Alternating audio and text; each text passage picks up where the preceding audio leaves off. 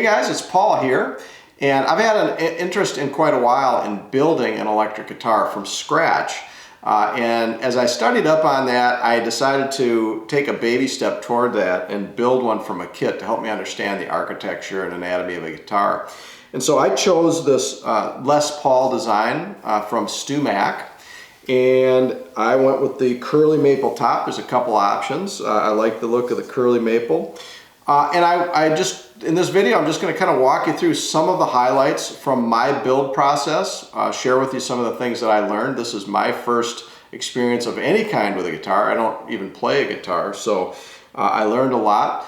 And at the end of the video, I'll walk you through all of the specialty tools. There wasn't a big long list of tools, but there were some that I didn't own and had to pick up. And then I will also share with you the big goof that I made in building this and how you can avoid doing that.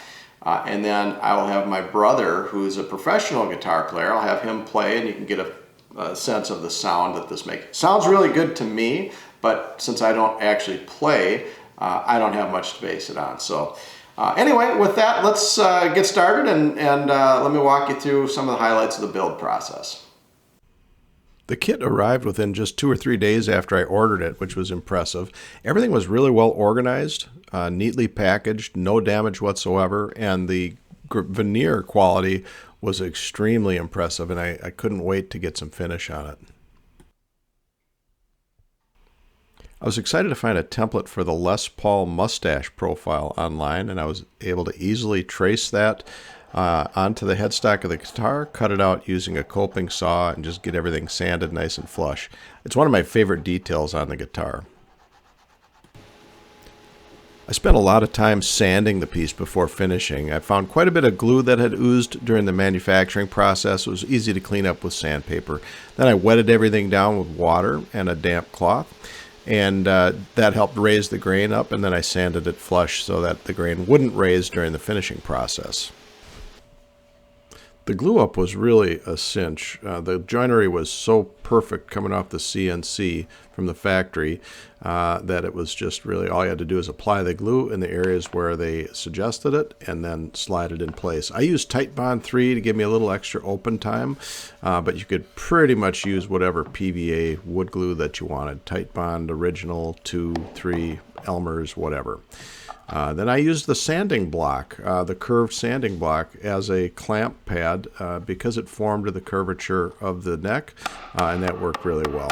And then I just spent a bunch of time just fine-tuning and perfecting the neck, getting it flat, getting the frets set properly, and just making sure that everything was sanded flush and level.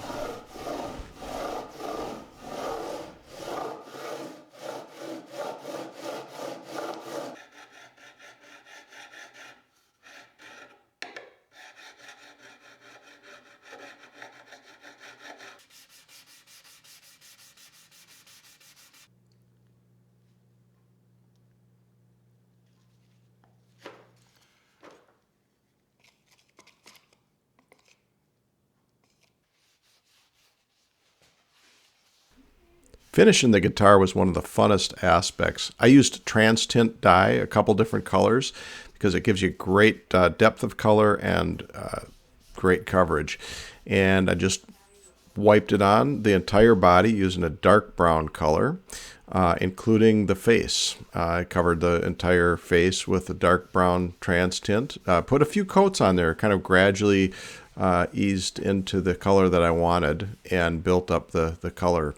And then once it was dry, once the final coat of finish was dry, I went through the process of sanding it and removing finish that hadn't penetrated deeply into the curl areas. And that gives you a nice base, that nice dark base then. And then I applied a dark red dye over the top of that, and the dark brown showed nicely through the red.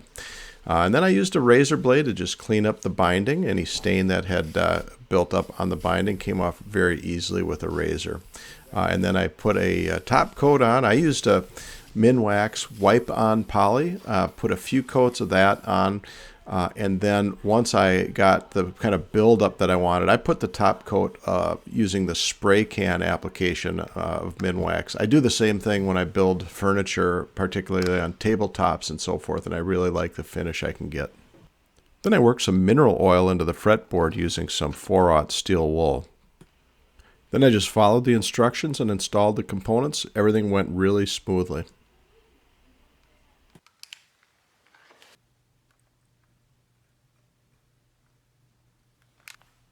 The wiring and soldering process was a great learning experience, and I did learn a lot. I did make a goof, as I mentioned previously, and I'll get into that more detail on that in a bit. But I learned a lot, and the instructions were really clear in terms of the wiring diagram, and I got great support from Gene a couple times when I needed that, and everything just came together really nicely. All right, I mentioned on the front end of the video that there were a few specialty tools that I had to pick up to complete this build. I'll give you links to everything down below. This was not an expensive proposition whatsoever, but there were a few things that I needed. The first three related to working with the frets on the guitar. The first is a fret hammer. You could probably get away with a small wooden mallet. Or a smaller rubber hammer. There's nothing particularly special about this other than that it has some sort of vinyl softer tapping surface for setting the frets and making sure they're all seated properly. And then this is curved sanding block that shapes the frets after they're all seated properly, shapes them and aligns them properly. And so then you've removed some material and flattened some of the frets, and then you need to use this fret file to reshape them, gently reshape them. And those three tools really let you get the frets just super perfected. And then this related to that is this set of nut files. So to set the depth on the nut so that the strings sit at the appropriate height, this helps you get the height of the strings dialed in just right. It's a kind of a fine-tuning tool. Again, that's a very inexpensive tool, something that you have to have. And I'll give you links to everything down below so you can source everything if you want to get what I got. Now, I also mentioned that I goofed something up during the build, and this was a bit embarrassing. I don't have a lot of experience with soldering, and so I had this old soldering gun around and I used it, and I kind of made a mess of a lot of the soldering. And so what I found was that the tip on this is very large and cumbersome to get in and do the small soldering that is required. The soldering on here isn't difficult if you have the right tool, but this was too cumbersome and it ran too hot. This thing runs at 900 degrees. And I believe that I cooked at least one, maybe a couple of the pots on here. So I had to get some replacement parts, which StewMac was fantastic in doing that. Even though it was my fault, they did send out a new set of pots without charging me for that. So I really appreciate that. Shout out to Gene at StewMac for all the help on that and all of his patience with me. And the support was fantastic, the support that I got from StewMac. So I ended up buying a new soldering iron, this much finer, pointier tip with a bunch of different tips in there that I experimented with and found out just the right one that worked well for me. This dials down to lower temperatures, and I think I found that I was soldering just fine at about 350 degrees. So from 900 down to 350 and in a very smaller controlled area. So this proved to be great. Once I had this and redid the soldering connections, everything, and put the new pots in, everything came up great. So sounds good. So I'm going to let my brother Peter, the professional musician, play us out a little bit so you can hear the guitar in action. Let me know if you have questions down below. I will do my best to answer anything. I'm definitely not an expert on this, but I'll give you my perspective on anything that you might ask. So with that, thanks for watching. Hope you subscribe and come back to the Toolmetrics channel. I do a lot of woodworking and tool-related videos. And now let me turn it over to Brother Peter, who can play us out.